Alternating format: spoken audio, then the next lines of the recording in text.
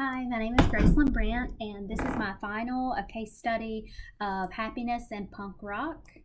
So we'll start with my thesis statement. Punk culture fosters a unique path to happiness by promoting unity, authenticity, and emotional catharsis through creative expression, offering a raw and honest response to life struggles that align with key philosophical ideas about meaning, freedom, and the pursuit of happiness.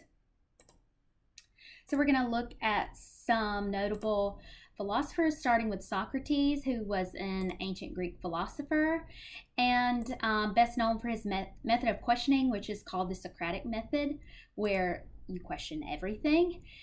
He refused to accept things at face value, and he believed that true wisdom began with admitting one's own ignorance. So happiness comes from seeking meaning on our own terms.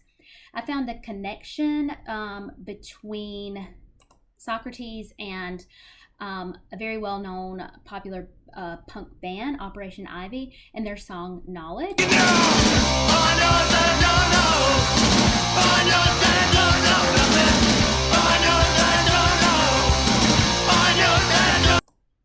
I'm going to try to play a little clip of each of the songs that I have, but they might not play. So this is Epicurus, who was also a Greek philosopher. He's known for Epicureanism and the belief that chasing material wealth leads to endless dissatisfaction, and that the more you have, the more you want. And this made me think about anti-materialism in punk. So the rejection of capitalism, punks often go for self-made and DIY expressions. So through zines, posters, self-producing music, small venues.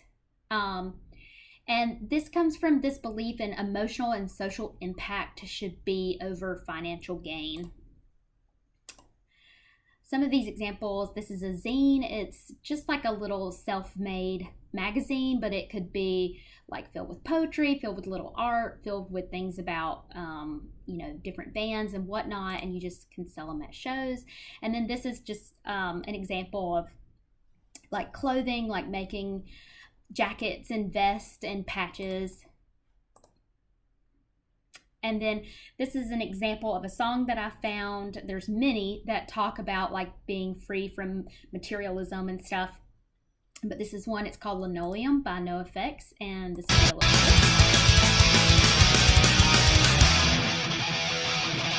Possessions never meant anything to me. I'm not crazy. Well, that's not true. I've got a bed and a guitar and a Johnny Babu pisses on my floor. That's right, I got a flaw. So what? So what? So what? I've got pockets full of Kleenex and linen holes where everything important to me just seems to fall right down my neck and onto the floor. My closest friend, linoleum, linoleum. Okay, so next we're going to talk about Rousseau. And sorry guys, this is my first time using Prezi, so it's kind of trial and error. But Rousseau argued that true happiness stems from the pursuit of personal freedom. And this is a big theme within punk culture, authenticity. So punk culture values authentic living, rejecting social norms. Punk offers a blueprint for liberation through self-expression. So that last band that we listened to, NoFX, this is their frontman, Fat Mike, and a quote he said was, "I've always thought the most punk thing you can do is be yourself." And since this class explores the theme of happiness through media, I thought that I would talk a little bit about the movie SLC Punk. It's a 1998 independent film that explores rebellion through the lens of punk culture. few of the characters are worth diving into. Steve-O, he embodies existentialism and nihilism, and he claims not to believe in anything and just embraces chaos. But as the film progresses, he questions whether his rebellion is even genuine or if it's just another form of conformity. And then this is his best friend, Heroin Bob. His name is ironic because he's straight edge, which we'll talk a little bit more about in a second. And it's also ironic because of what happens to him in the movie, but I don't want to give you any spoilers. But he's really proud of his own pain and anger, but he's still really deeply anxious despite his loyalty to his punk values. And then finally, there's Trish. She's a friend of Steve-O and Bob, who she runs a head shop. She's still punk, but she's grounded and she cares for others. She runs a business and she's emotionally intelligent. So this is kind of a good balance. She is not completely anti-capitalism in that she runs a business, but she's not ultra-capitalist in that she is taking advantage of people. She's trying to find like happiness through not overindulgence, but just living her authentic life. Okay, I hope that I'm going to say his name right. Soren Kierkegaard. He's Danish. Kierkegaard, 19th century existentialist philosopher, and he's known as the father of existentialism. And he believed that despair arises when we face the reality of life, death, and our freedom to choose. So this really made me think about the 1980s hardcore punk scene. Straight edge. So this is a movement that prompted sober, ethical living as a form of rebellion. They really want to be in the moment. Even if it's a hard feeling, they want to feel that feeling and it not be numbed by alcohol, drugs, sex, anything like that. And this is a song Straight Edge by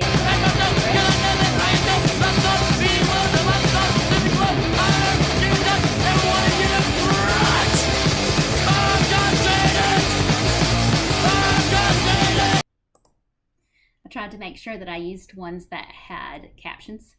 And then next, this is Friedrich Nietzsche. He was a German philosopher, and he saw suffering and struggle as essential to personal growth and authenticity, which made me think of emotional release. So Henry Rollins, who was a frontman for Black Flag, he said, "Pain is not my enemy, it is my call to greatness." So punk culture embraces emotional expression, and it confronts the harsh realities of life, and it gives a voice to existential distress and hopelessness, and there's a shared struggle, which can be some catharsis. So this was a song by Black Flag that I felt like kind of encapsulated that emotional release. I'm about to have a nervous breakdown. My head really hurts. If I don't find a way out of here, I'm gonna go berserk. I'm crazy and I'm hurt.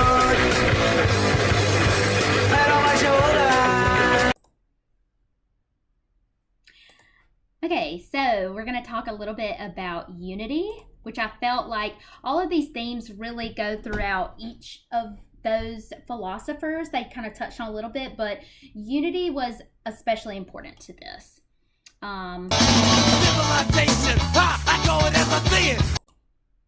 Okay, so punk was born in economic despair. It was a reaction to the joblessness, gentrification, and corporate culture, especially in the 1970s UK. So punk has always been more than just music. It's a cultural space where more marginalized communities have found a voice. And this is one of my favorite songs, another Operation Ivy song. I took enough of leaving our revolution. Now it's gone the way of aim. But when the fall dissolves into a stupid pain. Fuck this.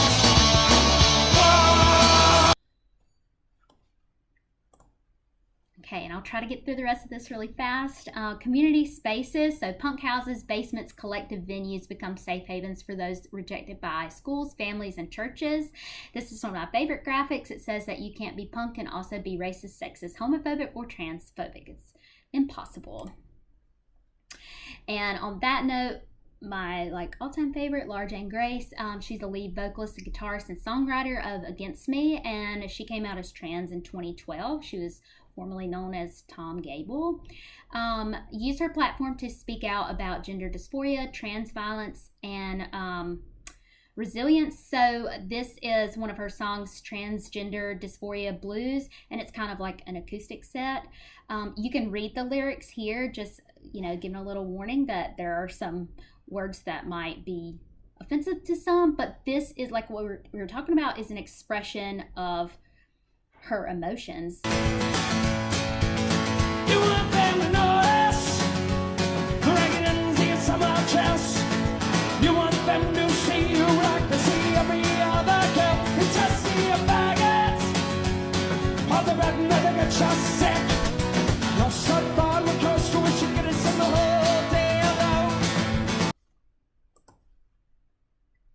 Okay, and finally we're going to talk about PMA, which is probably the biggest, most encompassing thing about the connection between punk and happiness. So the concept is popularized by a punk band named Bad Brains. They were kind of a hardcore reggae band, and they got this term from a self-help book called Success Through Positive Mental Attitude in 1959 by Napoleon Hill and W. Clement Stone.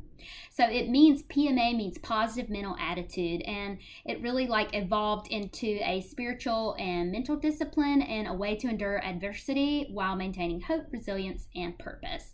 And kind of the modern voice of the PMA movement is Toby Morse. He was in a band named H2O in the 90s, and he is drug-free, alcohol-free, vegan, and so he encompasses the straight edge, life. But he also made a nonprofit that takes him into schools to talk about mental health choices, and he teaches kids how punk music and PMA changed his life, helping him survive a rough childhood and not turning to drugs or violence.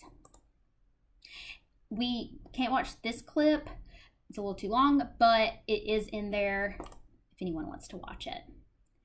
So in conclusion, punk as a philosophy of authentic living. Punk is deeply philosophical. Happiness is a practice, not a possession. Struggle can lead to growth and self-knowledge. Cathartic connection is healing. And living simply, acting with intention, and staying true to who you are, even when the world tells you not to, can be a healing form of rebellion. So I hope that I was able to show you guys the connection between punk and happiness. And thank you so much.